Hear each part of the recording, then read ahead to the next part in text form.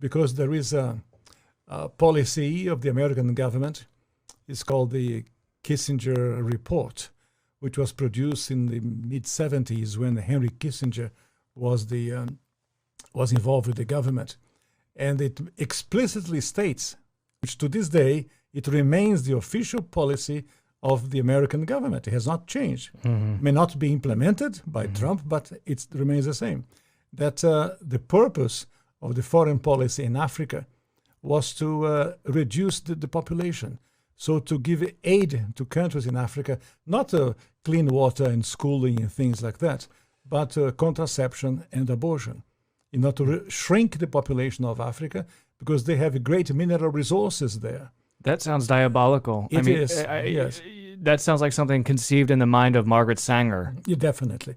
And so at the time, Kissinger and those involved with the Carter administration wanted to shrink the population, make sure that the Africans do not develop and do not use the resources for themselves, because we in the States, we need them. There is a concerted effort of foreign powers to control the population of Africa.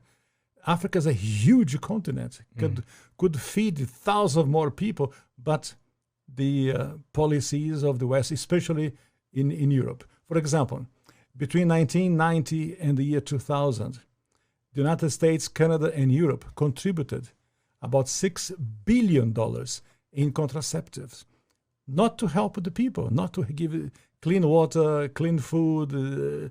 That is not to fight malaria, for example. No, of course, perish the thought, never. Yeah. Let them die. That's the whole idea. So in our work in HLI, we denounced this reality to make the Africans aware that they have to defend themselves against the influence of foreign powers. Is it just the United States, or do you believe that China is also playing a role in jockeying for the resources of Africa? China is playing a major role because China is buying property in Africa. For example, in Mozambique, which is a Portuguese-speaking language country, when Portugal was in charge of Mozambique, they used to export rice. Now they are importing rice from China because they cannot produce. The socialism has wrecked the production of rice. And the Chinese come and buy farms. So about almost a third of Mozambique belongs to China. So I was in other countries of Africa, it's the same reality. In South Africa, the Chinese are buying property, buying land in Africa.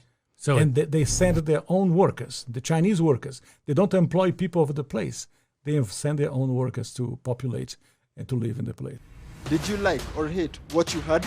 Let us know in the comments below.